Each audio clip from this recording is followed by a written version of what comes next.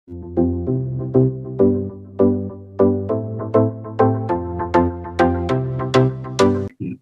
rapat evaluasi pada kesempatan ini adalah rapat evaluasi yang terakhir, ya. Sebelum nantinya kita atas izin Pak Dirjen tentunya kita akan menutup atau close pemberian live per tanggal 30 November jam atau pukul 23:59.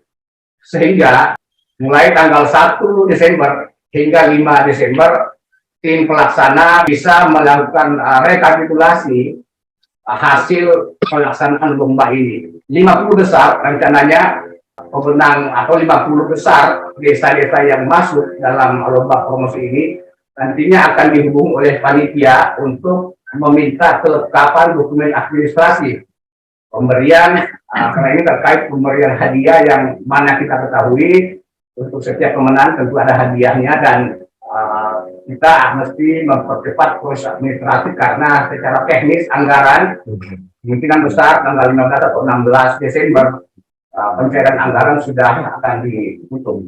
Sehingga pada seluruh peserta yang nantinya masuk ke 50 besar ketika dihubungi oleh panitia agar segera merespon agar pemenuhan administrasi ini bisa secepatnya dipenuhi sebelum pelaksanaan pengumuman lomba promosi desa wisata yang rencananya atas izin Pak Dirjen juga tentunya akan dilaksanakan di pertengahan Desember 2022. Pak Dirjen izin selanjutnya melaporkan pemeringkatan lomba promosi berdasarkan jumlah like yang telah kami himpun per tanggal 31 Oktober 2022. Kami akan memulai dari peringkat ke-10 yang masuk atau berhasil masuk peringkat ke-10 yaitu Desa Likupasi Kabupaten Baru. Ya. Jadi Desa Likupasi Kabupaten Baru dengan jumlah like per 31 Oktober sebanyak 2.424. Ini hanya mengalami penambahan sebanyak 19 like.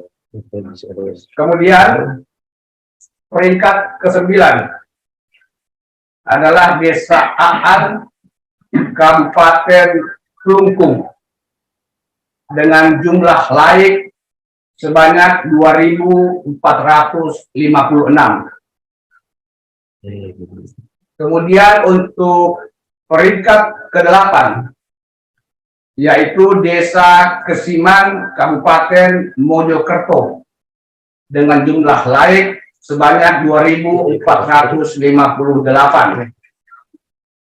Peringkat ke-7 yaitu Desa Pet Anjamu Kabupaten Labuhan Batu dengan jumlah like 2.567.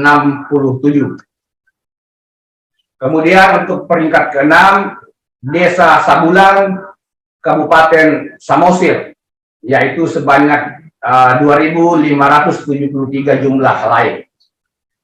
Selanjutnya peringkat ke-5 itu adalah Desa Rinding Allo Kabupaten Luwu Utara dengan jumlah like 2.698. Selanjutnya peringkat ke-4 Desa Gosong Telaga Barat Kabupaten Aceh Singkil sebanyak jumlah like 2.907.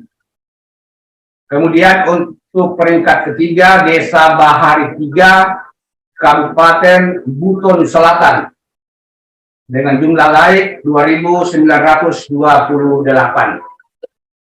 Kemudian untuk peringkat kedua Desa Sumber Rahayu Kabupaten Muara Enim, dan yang masuk dan tetap bertahan kokoh di puncak klasemen yaitu Desa Lembar Selatan Kabupaten Lombok Bapak Dirjen yang kami hormati, itu adalah data per tanggal 31 Oktober. Namun perlu kami sampaikan pula bahwa kalau berdasarkan data 7 November, ya data per hari kemarin, ini ada pergeseran sedikit, khususnya di peringkat 3, 4, 8, dan 9. Nah, di peringkat ketiga, Desa Bosong Telaga Barat yang sebelumnya peringkat keempat naik menjadi peringkat ketiga.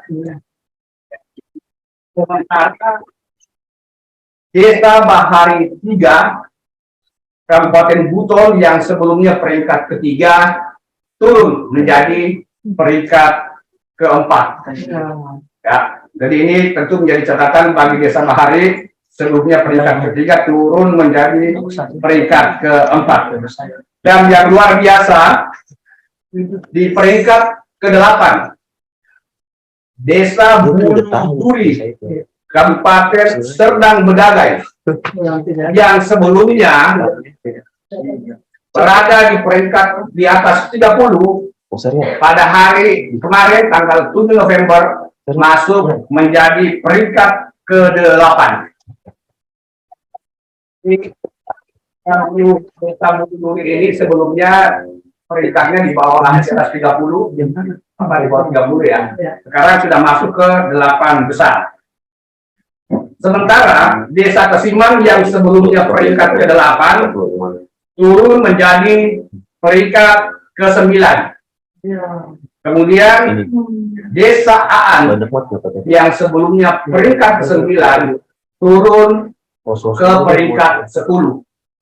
Kemudian catatan pentingnya juga buat Desa Likupasi Kabupaten Baru yang sebelumnya peringkat ke-10 terdegradasi dari 10 besar.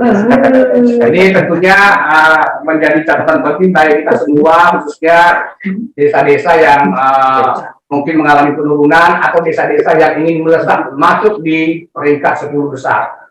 Mudah-mudahan melalui arahan Pak Dirjen nantinya bisa semakin mendorong para peserta lomba promosi desa wisata Nusantara agar segera mengambil langkah-langkah bagaimana hingga tanggal 30 November nanti jumlah like bisa semakin banyak dan bisa keluar sebagai pemenang lomba promosi desa wisata Nusantara periode Juli Desember tahun 2022.